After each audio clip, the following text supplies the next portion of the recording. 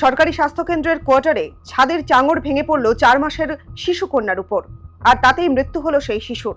দুর্ঘটনাটি ঘটেছে পূর্ব বর্ধমানের কেতুগ্রাম ব্লক প্রাথমিক স্বাস্থ্যকেন্দ্রের এক কর্মীর কোয়ার্টারে। মৃত শিশুর নাম প্রিয়দর্শিনী বেশরা।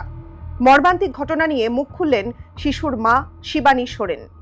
2টো থেকে 2:30টার মধ্যে ছাদটা ধপ করে পড়ে গেছে অনেকটা, এই যে এরকম চটা, আরও বেশি চটা হবে, পুরোটা পড়লো। আমি ছিলাম, ও ছিল, ওরা একটা ভাই ছিল, আমার হাজব্যান্ড ছিল, নিচে ধাপ করে পড়ে গেছে মাথায়। অভিযোগ, কোয়ার্টারের জীর্ণ অবস্থার কথা জানিয়ে একাধিকবার স্বাস্থ্য দপ্তরে লিখিতভাবে আবেদন করা হয়েছিল, কিন্তু কোনো পদক্ষেপ করা হয়নি। তাদের দাবি, সময় মতো মেরামত করা হলে এই দুর্ঘটনা এড়ানো সম্ভব হতো। জানিয়েছি তো, এটা নিয়ে তিনবার জানি, প্রথমে এমনি বলে জানিয়েছিলাম, তারপর আবার লিখিত জানিয়েছি। বিএমএস কিছু করার ব্যবস্থা নেয়নি, করেননি বলেই তো আজকে এরকম অবস্থা। এখন কি চাইছেন? অভিযোগ করবেন কারোর বিরুদ্ধে? আমরা যদি নিজেরাই ফেসিলিটি না পাই, তাহলে আমরা পেশেন্টকে কী দেবে দেবো? আমরা নিজেরাই যদি ফেসিলিটি না পাই, আমরা তো দিচ্ছি, সার্ভিস দিচ্ছি। আজকে যদি ওটা সারিয়ে দিত তাহলে তো আজকে ঘটনা হতো না তো। আজকে আমি কেন, আমরা আরও তো সবাই আছে, স্টাফ নার্স আছে, ডক্টর নিজেরা আছে, বিএমএস স্যার নিজেও আছেন। শুধু ওই কোয়ার্টারই নয়, স্বাস্থ্যকেন্দ্রের অন্যান্য কোয়ার্টারের অবস্থাও শোচনীয় বলে অভিযোগ পরিবারের। এর আগে আমাদের ধরা আছে, কমপ্লেন করা যায়। জানিয়েছিলেন আপনারা? হ্যাঁ, লিখিতভাবে দেওয়া আছে। কোথায় জানিয়েছিলেন? এইখানেই জানিয়েছি, ওই বিএমএস স্যারকে রিপেয়ার করে দিলে হতো। আমাদের আরও তো এগুলো হয়ে আছে, মানে রান্নাঘর, এগুলো তো আরও ছুটে আছে, এগুলো যখন তখন পড়ে যাবে। আতঙ্কে পরিবার নিয়ে অন্যত্র চলে যেতে চাইছেন শিশুটির বাবা।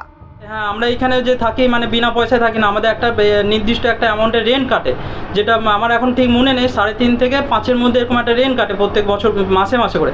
সেই রেন্টটা দিয়ে আমি যদি ভাবছি এখন যে আমি যদি বাইরে কোথাও ভাড়া থাকতাম, তাহলে সেই ভাড়াটাতে আমার এই এতগুলো জীবন, আমার মানে মেয়েটা যে 3-4 মাসের যে মেয়ের জীবন চলে গেলো, সেটা যেত না।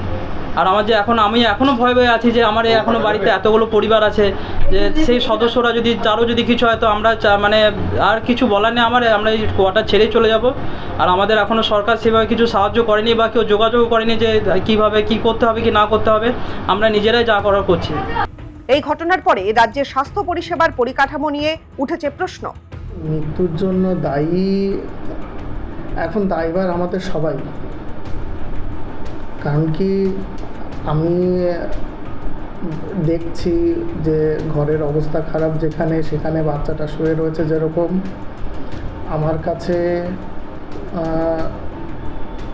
কোয়ার্টার রিপেয়ারিংয়ের রিকুইজিশন, সেটা আমরা সবাই আমাদের ঊর্ধ্বতন কর্তৃপক্ষকে সবাই জানিয়েছি, কিন্তু তারপরে কোনো কিছু হয়নি, এবং সেটা তো আমাদের সবাইকেই দায়ভারটা নিতে হবে।